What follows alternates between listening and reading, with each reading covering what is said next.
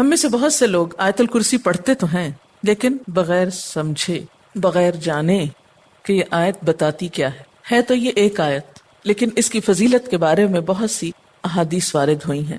ترمذی کی ایک روایت ہے حضرت ابو ہریرہ رضی اللہ تعالی عنہ سے کہ نبی صلی اللہ علیہ وسلم نے فرمایا کہ ہر چیز کا کوہان اور بلندی ہے، یعنی ہر چیز کی بلندی ہوتی ہے، اور قرآن حکیم کی بلندی سورۃ البقرہ ہے، اور اس میں آیت الکرسی تمام آیتوں کی سردار ہے۔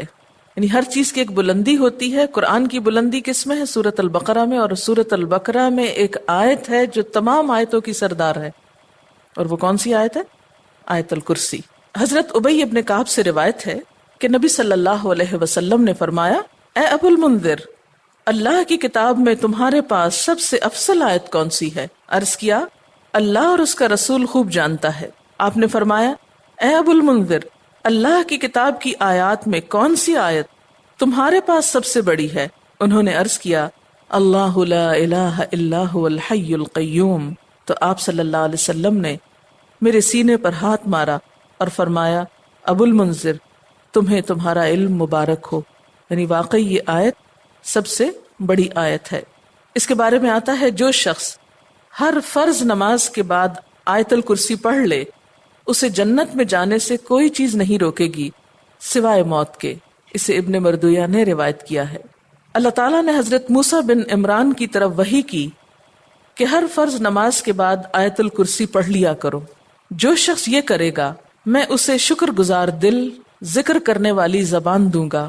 اس پر ہمیشگی صرف نبیوں سے ہوتی ہے، یا صدیقوں سے، یا اس بندے سے جس کا دل میں نے ایمان کے لیے آزما لیا ہو، یا اسے اپنی راہ میں شہید کرنا چاہتا ہوں۔ یعنی اس آیت کی پابندی ہر فرض نماز کے بعد اللہ کے خاص بندوں سے ہی ہوتی ہے۔ بس اپنے آپ کو چیک کر لیں کہ آپ ان میں شامل ہیں کہ نہیں۔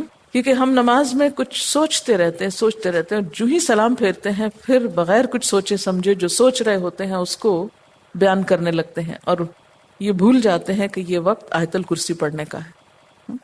لیکن جب انسان کا دل اللہ کی طرف مائل ہو جاتا ہے تو پھر نہیں بھولتا۔ نبی صلی اللہ علیہ وسلم نے یہ بھی فرمایا کہ جس گھر میں آیت الکرسی پڑھی جائے اس گھر سے شیطان نکل جاتا ہے۔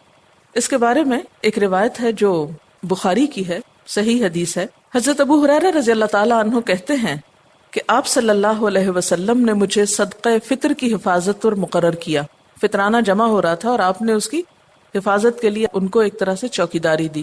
کوئی شخص آیا اور غلہ چوری کرنے لگا، میں نے اسے پکڑ لیا اور کہا، میں تجھے رسول اللہ صلی اللہ علیہ وسلم کے پاس لے جاؤں گا۔ وہ کہنے لگا، میں محتاج ہوں، عیالدار ہوں، سخت تکلیف میں ہوں۔ چنانچہ میں نے اسے چھوڑ دیا۔ جب صبح ہوئی تو آپ نے مجھ سے پوچھا، ابو ہریرہ، آج رات تمہارے قیدی نے کیا کہا تھا؟ میں نے کہا، یا رسول اللہ صلی اللہ علیہ وسلم، اس نے محتاجی اور عیالداری کا شکوہ کیا تھا، مجھے رحم آیا تو میں نے اسے چھوڑ دیا۔ آپ نے فرمایا، دھیان رکھنا، وہ جھوٹا ہے، وہ پھر تمہارے پاس آئے گا۔ چنانچہ اگلی رات وہ پھر آیا اور غلہ اٹھانے لگا، میں نے اسے پکڑ لیا اور کہا، آج تو ضرور میں تمہیں نبی صلی اللہ علیہ وسلم کے پاس لے جاؤں گا۔ وہ کہنے لگا، مجھے چھوڑ دو، میں محتاج ہوں، عیالدار ہوں، آئندہ نہیں آؤں گا۔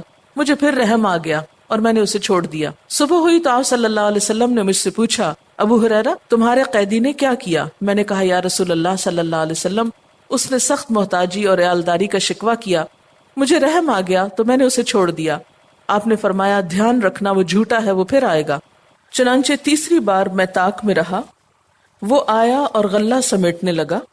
میں نے کہا، اب تو میں تمہیں ضرور آپ صلی اللہ علیہ وسلم کے پاس لے جاؤں گا، اب یہ تیسری بار ہے، تو ہر بار یہی کہتا ہے کہ پھر نہ آؤں گا، مگر پھر آتا رہا۔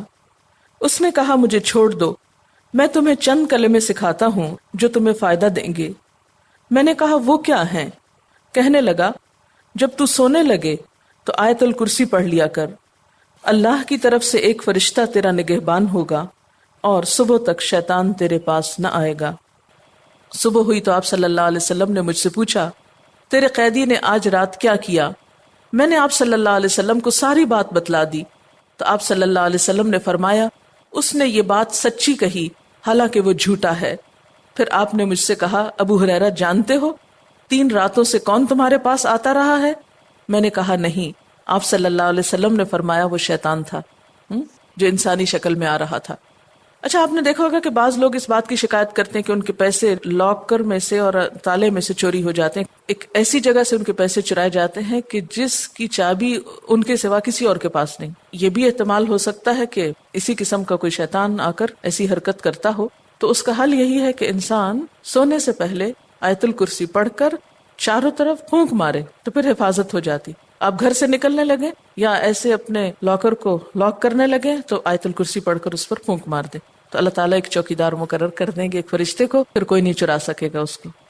تو بہرحال آیت الکرسی جو ہے یہ بہت ہی فضیلت والی آیت ہے. چلیے اب دیکھتے ہیں کہ اس آیت میں ہے کیا.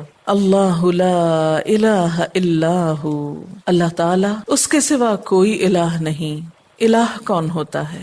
اس کا معنی عام طور پر معبود کیا جاتا ہے، لیکن بنیادی طور پر الہ کا معنی ہوتا ہے خالق، رازق، مالک، حاجت روا، مشکل کشا، عبادت کے لائق. ظاہر ہے جس نے پیدا کیا، جو روزی دیتا ہے، وہی مالک ہونے کا حقدار ہے. پھر جو ہماری حاجتیں پوری کرتا ہے، جو ہماری مشکلیں آسان کرتا ہے، وہی اس لائق ہے کہ ہم اس کی عبادت بھی کریں.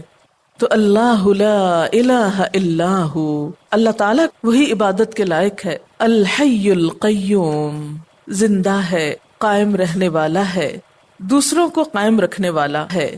لا تأخذہ سنۃ ولا نوم، نہ اس کو اونگ آتی ہے اور نہ نیند آتی ہے. لہ ما فی السماوات وما فی الارض، اسی کے لیے ہے جو آسمانوں میں ہے اور جو زمین میں. من ذا الذی یشفع عندہ الا باذنہ، کون ہے جو اس کے پاس سفارش کر سکے مگر اسی کے اذن سے. یعلم ما بین ایدیہم وما خلفہم، وہ جانتا ہے جو ان کے آگے ہے اور جو ان کے پیچھے ہے. ولا یحیطون بشیء من علمہ الا بما شاء، اور وہ اس کے علم میں سے کسی چیز کا احاطہ نہیں کر سکتے مگر جو وہ خود چاہے. پھر فرمایا وسع کرسیہ السماوات والارض، وسیع ہے اس کی کرسی آسمان و زمین پر. ولا یؤودہ حفظہما، اور نہیں تھکاتی اس کو ان دونوں کی حفاظت. وہو العلی العظیم، اور وہ بلند ہے، بہت بڑا. یہ ہے اللہ تعالیٰ کا تعارف. کیا؟ نمبر 1، اس کے سوا کوئی الہ نہیں. نمبر 2، وہ زندہ ہے. نمبر 3، قائم رہنے والا ہے، قائم رکھنے والا ہے. نمبر 4، اس کو نیند اور اونگ نہیں آتی. نمبر 5، آسمان و زمین کا مالک وہی ہے. نمبر 6، اس کے پاس کسی کی سفارش کام نہ کرے گی مگر اسی کی اجازت کے ساتھ، یعنی سارا اختیار قیامت کے دن اسی کے پاس ہوگا. نمبر 7، انسانوں کے سامنے اور انسانوں کے پیچھے، یعنی ان کا ماضی اور مستقبل سب کا علم وہ رکھتا ہے. نمبر 8، اس کے علم میں سے کوئی کچھ نہیں لے سکتا مگر جتنا وہ چاہے، یعنی اللہ کے علم جیسا علم کسی اور کا نہیں. نمبر 9، اس کی حکومت، قدرت، عظمت، اقتدار یا علم آسمان و زمین پر محیط ہے، چھایا ہوا ہے. اور نمبر 10، ان دونوں کی